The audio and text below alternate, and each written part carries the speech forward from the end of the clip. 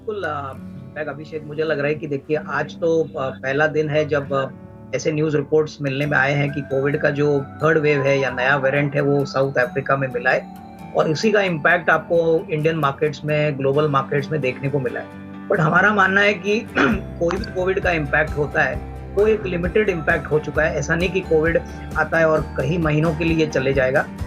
हमारा मानना है कि अच्छे जो कंपनीज है, जो ग्रोइंग सेक्टर्स है, जैसे कि कैपिटल गुड्स है, ऑटोज है, उसके बाद इंफ्रास्ट्रक्चर है, आईटी सर्विसेज है, प्लेटफॉर्म कंपनीज है, तो ये मुझे लग रहा है कि निवेशकों को जो एसआईपी के पॉइंट ऑफ व्यू से निचले लेवल पे जरूर खरीदना चाहिए।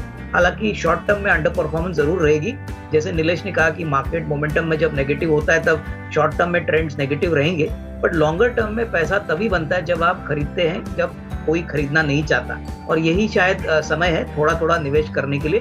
हमारे क्लाइंटों को हमने बोला है कि थोड़ा सा 17,000 का लेवल टूटता है तो आपके थोड़े से एसआईपी के जो अमाउंट्स है वो थोड़े से बढ़ा दीजिए, क्योंकि बाउंस बैक अगर जब आएगा तभी वो काफी तेजी से आएगा। और जैसे आपने कहा अभिषेक, मार्च 20 में भी जब पूरी तरह से बिकवाली का माहौल था, काफी कम लोग बाजार में एंटर कर चुके थे और जिन्होंने भी एंट्री की है उन्होंने बहुत पैसा बनाया। तो ये कोई डाउट नहीं है कि बाइंग क्वालिटी शेयर्स और अच्छे कंपनीज को अब खराब समय में जब आप खरीदोगे तो मुनाफे भी, क्योंकि आपको अच्छी खासी पोटेंशियल बनेगी।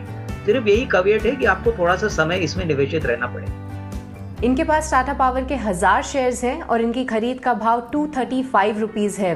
अविनाश जी, इससे आपसे राय जानना चाहेंगे कि टाटा पावर पे आप किस तरीके के टारगेट्स देख रहे हैं, क्योंकि जो पावर शॉर्टेजेस की खबरें आई थी तब तो ज़बरदस्त तेज़ी दिखाई थी स्टॉक ने, ऊपरी स्तरों से गिरावट देखने को मिल रही है इसमें, पर आपके क्या टारगेट्स रहेंगे इस फंडामेंटली मजबूत कंपनी पर? देखिए, मुझे लग रहा है कि टाटा पावर एक आगे चल के अच्छी तरह से ग्रोथ स्टोरी साबित होगी। हालांकि निचले लेवल से स्टॉक काफी चला है और इसीलिए शायद अभी स्टॉक में थोड़ी बहुत कंसोलिडेशन या थोड़ी बहुत प्रॉफिट बुकिंग आपको देखने को मिली है, लेकिन इसका मतलब ये नहीं कि कंपनी का ग्रोथ पोटेंशियल खत्म हो चुका है। आने वाले 1.5-2 सालों में सोलर पावर और रिन्यूएबल एनर्जी और इलेक्ट्रिक व्हीकल का जो इंफ्रास्ट्रक्चर है, यहाँ पे बहुत तेजी से ये कंपनी काम करेगी। इनफैक्ट इन्होंने आईओसी के साथ ऑलरेडी एक करार किया है जहाँ पे ये ईवी चार्जिंग सिस्टम्स लगाने वाले हैं। मुझे लग रहा है कि निवेशक को अगर 1.5-2 साल का नजरिया है तो ही निवेशित रहिए, क्योंकि स्टॉक काफी चल चुका है और अभी अगर आगे का ग्रोथ पोटेंशियल कैप्चर करना है प्राइस में तो कम से कम एक 1.5-2 साल का नजरिया रखिए और ये पोर्टफोलियो स्टॉक बन सकता है। तो मेरे ख्याल से प्लीज होल्ड ऑन, कोई जल्दबाजी ना करे, लॉस ना बुक करे, लेकिन डेफिनेटली टाइम फ्रेम कम से कम 1.5-2 साल करे। ठीक है, 1.5 से 2 साल का नजरिया रखें टाटा पावर में। चलिए अगला सवाल लेंगे फेसबुक के जरिए। शांति लाल जी ने हमसे पूछा है, इनके पास जुबिलेंट फूड के 44 शेयर हैं 4,000 रुपए के भाव पर। अविनाश जी, ये वो कंपनियां हैं QSR वाली जहां पर हमने देखा था कि अनलॉक के दौरान इनकी डिमांड बढ़ी थी। जुबिलेंट फूड 44 शेयर हैं 4,000 के भाव पर, क्या आपकी सलाह होगी, क्या इसमें बने रहे अभी? देखिए, पिछला क्वार्टर जो आया था अभिषेक बहुत ही अच्छा था। सबसे बड़ी बात, ये कंपनियां ने बहुत ही अच्छी तरह से अपना बिजनेस को ऑफलाइन से ऑनलाइन में कन्वर्ट किया है। हालांकि टाइन आउट्स इनके लिए काफी अच्छे थे, लेकिन अभी जिस प्रकार से वापस कोविड के केसेस आने की अपेक्षा है, थोड़ा सा ऑफलाइन बिजनेस स्लो चलेगा, लेकिन ऑनलाइन बिजनेस अच्छा रहेगा। इनफैक्ट पिछले टाइम जो सेम स्टोर ग्रोथ था वो काफी अच्छा तरीके से बढ़ा है। इनफैक्ट इनके श्रीलंका और बांग्लादेश के ऑपरेशन भी अच्छी तरह से चल रहे हैं। तो मेरा मानना है कि अगर इनका नजरिया कम से कम 12 से 15 महीना है, क्योंकि ये शेयर्स सस्ते नहीं है, वैल्यूएशंस काफी महंगे हैं, तो 8 to 15 मंथ्स में अगर ये निवेशित रह सकते हैं तो उनको कम से कम 4,400 4,500 का नियर टर्म का टारगेट मिलेगा। इसमें कोई डाउट नहीं कि ये बिजनेस जो कंजम्पशन ड्रिवन है इसमें अच्छी खासी ग्रोथ आएगी। थोड़ा सा कोविड के कारण हो सकता है कि थोड़ा सा वॉल्यूम्स में थोड़ा सा नेगेटिविटी आ जाए, लेकिन कोई भी गिरावट अगर आती है तो इसको इनको एवरेज करके और खरीदें। जी, पिछले अगर हम 4-5 महीनों की चाल देखें, अगर हम अरविंदो फार्मा की, इनफैक्ट पूरे फार्मा पैक की, तो अब ऊपरी इस तरह से थोड़ा सा प्रेशर दिखा है। अरविंदो फार्मा भी 1,000 के ऊपर गया था, लेकिन वहां से स्लाइड करके नीचे आ गया। आज हालांकि फार्मा में थोड़ा सा एक ट्रेड उलट है, क्योंकि कोविड का डर कहीं ना कहीं बाजार को सता रहा है। इनकी खरीद है 650 के आसपास की, क्या इनको निवेशित रहने में समझदारी होगी अभी? बिल्कुल, देखिए, Aurobindo pharma entire pharma space में थोड़ा सा एक अंडर परफॉर्म रह चुका है, लेकिन इसके 2-3 कारण है। एक तो इनकी सैंडोज की डील कैंसिल हो गई, दूसरी इन्होंने हाल ही में और एक एक्विजिशन अनाउंस किया था, उसके बाद काफ़ी शेयर होल्डर्स ने ऑब्जेक्शन उठाया, तो ये भी डील कैंसिल हो गई। तो इस कारण शेयर में थोड़ी सी एक स्लगिशनेस देखने को मिली। प्लस Q2 के नतीजे में हमने देखा कि थोड़ा बहुत डिसअपॉइंटमेंट देखने को मिला। बट हमारा मानना है कि यूएस मार्केट्स में ऑरोबिंदो का काफ़ी बड़ा शेयर है। इनफैक्ट नया मॉलिक्यूल्स ये काफ़ी डेवलप कर रहे हैं। प्लस कोविड का भी एक ड्रग अभी डेवलपमेंट स्टेज में है, जो ये आगे चल के लॉन्च करने वाले हैं। तो मेरा मानना है कि अगर इनका नज़रिया कम से कम साल 1.5 साल है, तो ही ऑरोबिंदो फार्मा में निवेशित रहिए। ये स्टॉक थोड़ा सा स्लो मूवर है और चलता है तो बहुत तेज़ी से चलता है। तो मेरे ख्याल से इनको अगर सही में पैसा बनाना है तो 12 to 15 मंथ्स का टाइम फ्रेम रखिए। मेरे ख्याल से अगर everything moves on as per plan by the company, then करीबन 850-900 रुपया का टारगेट कंफर्टेबली पॉसिबल। ठीक है, आज अविनाश जी ट्राइडेंट पे आपसे राय जानना चाहेंगे। अमिता के पास 200 शेयर्स हैं और इनकी खरीद का भाव जो है वो मात्र 20 रुपये है। और आज भी देखिए स्टॉक में बाजार के साथ कोई असर देखने को नहीं मिल रहा है, करीब 4% की मजबूती देखने को मिल रही है। ट्राइडेंट पे आपके क्या टारगेट्स हैं? मुझे लग रहा है कि देखिए ट्राइडेंट ने Q2 के नंबर्स तो अच्छे दिखाए हैं, प्लस ये काफ़ी बड़ा एक्सपोर्टर है टेरी टॉवेल्स का। पेपर बिजनेस पे भी ये कामकाज करते हैं। मेरे ख्याल से अगर इनका समय कम से कम 6 से 12 महीना है, तो मैं समझता हूँ कि 70-75 का भी नियर टर्म का टारगेट बन सकता है। इसमें कोई डाउट नहीं कि कंपनी ने काफ़ी अच्छी तरह से अपने डेट मैनेज किए, अपना बिजनेस को स्केल अप किया है। तो ये काउंटर में 70-75 का टारगेट लेके अगले 6 से 12 महीने में ये निवेशित रह सकते हैं। ठीक है, ट्राइडेंट में निवेशित रहने की सलाह दे रहे हैं अविनाश जी। चलिए अगला सवाल लेंगे। मैसूर से अमीर हमारे साथ जुड़ रहे हैं फोन लाइन पर। अमीर नमस्कार, पूछिए क्या जानना है आपको?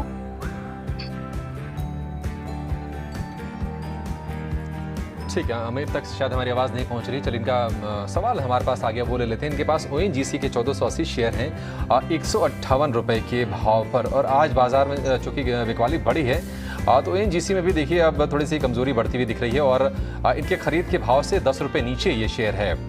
अविनाश जी, ONGC पर आपकी क्या राय होगी, क्या सलाह देंगे आप?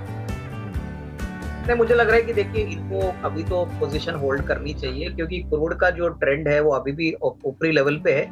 अनुमान है कि क्रूड जब तक $85-90 तक चलता है, तब तक इनको डेफिनेटली प्रॉफिटेबिलिटी में अच्छा पोटेंशियल रहेगा। इनफैक्ट Q2 के नंबर्स में इन्होंने रिकॉर्ड प्रॉफिट्स कमाए।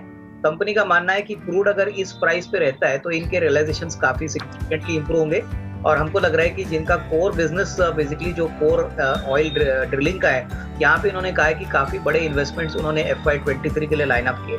तो यहाँ पे होल्ड करने की राय रहेगी। मुझे लग रहा है कि 170-175 का एक नियर टर्म का टारगेट रहेगा। मार्केट थोड़ा डाउन है तो ये स्टॉक निचला लेवल गिर चुका है, लेकिन अगर क्रूड बढ़ता है तो इसका डायरेक्ट कोरिलेशन पॉजिटिवली ONGC पे प्ले आउट हो, तो ये होल्ड की राय रहेगी। देखिए अभिषेक, NMDC में आई थिंक क्लियरली अगर आयरन ओर के प्राइसेस देखें तो पिछले 2-3 महीने से नेगेटिव ट्रेंड देखने को मिली है और यही कारण है कि स्टॉक थोड़ा सा डाउन टर्न में चल रहा है। लेकिन NMDC में सबसे बड़ी बात है कि इनके पास बैलेंस शीट पे ज्यादा कर्जा नहीं है और दूसरी बात ये इनकी स्टील बिजनेस को डीमर्ज करने वाले हैं। इसका बोर्ड अप्रूवल ऑलरेडी मिल चुका है। तो मुझे लग रहा है कि थोड़ी बहुत वैल्यू अनलॉकिंग स्टील के बिजनेस से होगी, जो एग्जिस्टिंग NMDC के शेयर होल्डर्स को मिलेगा। तो मेरे ख्याल से यहाँ पे निवेशक जो है उनको होल्ड ऑन करना चाहिए, क्योंकि हमको लग रहा है कि स्टील का बिजनेस काफी वैल्यू एडेड बिजनेस रहेगा और यहाँ पे shares free of cost investors को मिलेंगे। तो यहाँ पे इनका डेफिनेटली एक अच्छा रिटर्न मिलने की संभावना रहेगी।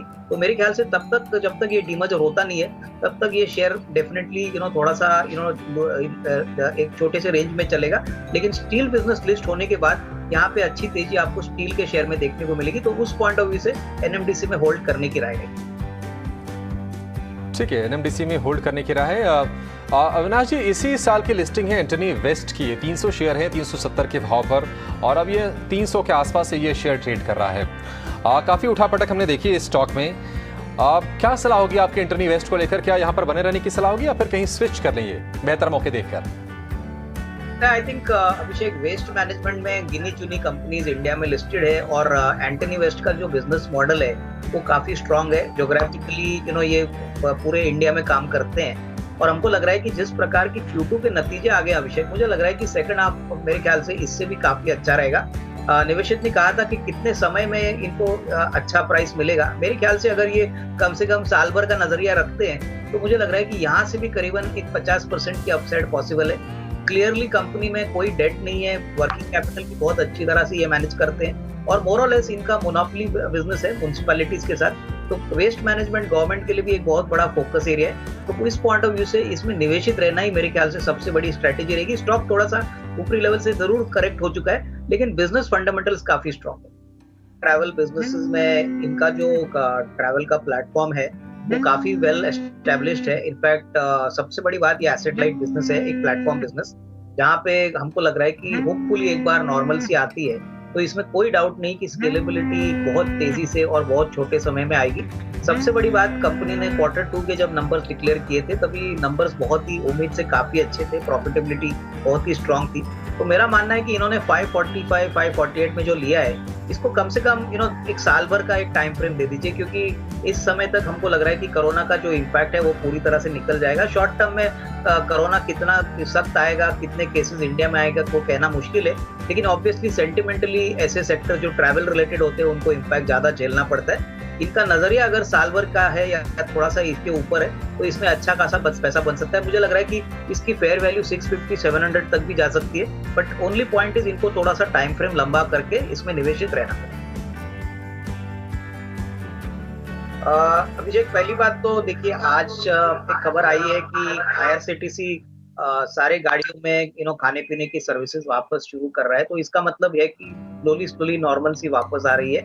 रही बात IRCTC के स्टॉक की तेजी के बारे में, तो मैं ये जरूर कहूंगा कि अगर अवधि लंबी है, कम से कम 1.5-2 साल, तो डेफिनेटली अभी भी इस प्राइस से अच्छी वेल्थ क्रिएट हो सकती है। क्योंकि पहली बात तो ये कंपनी एक मोनोपोली प्लेयर है और कोई कॉम्पिटिटर है नहीं, और इनका टिकटिंग बिजनेस और जो इंटरनेट बिजनेस है प्लस खाने पीने का जो बिजनेस है वो बहुत ही प्रॉफिटेबल है। तो एक बार नॉर्मल सी आती है, गाड़ियों का नॉर्मल मूवमेंट होता है, तो इसमें आपको बहुत अच्छी तेजी वापस देखने को मिलेगी। तब तक इन्वेस्टर्स को पेशेंस रखना चाहिए। ये शेयर खराब बाजार में भी अच्छी तरह से प्रदर्शन कर चुका है, तो होपफुली हमारा मानना है कि अगले साल से 1.5 साल में अगर कोई होल्ड करने की ताकत रखता है तो इसमें अच्छी खासी तेजी आएगी। इसमें कोई डाउट नहीं कि ये बिजनेस मुनाफी है और आगे भी अच्छी तरह से आउट परफॉर्मेंस रिकॉर्ड करेगा। लेकिन हाँ, शॉर्ट टर्म में हो सकता है कि थोड़ी बहुत कमजोरी होगी, बट लॉन्गर टर्म में मुझे लग रहा है बहुत अट्रैक्टिव प्राइस है एंटर करना।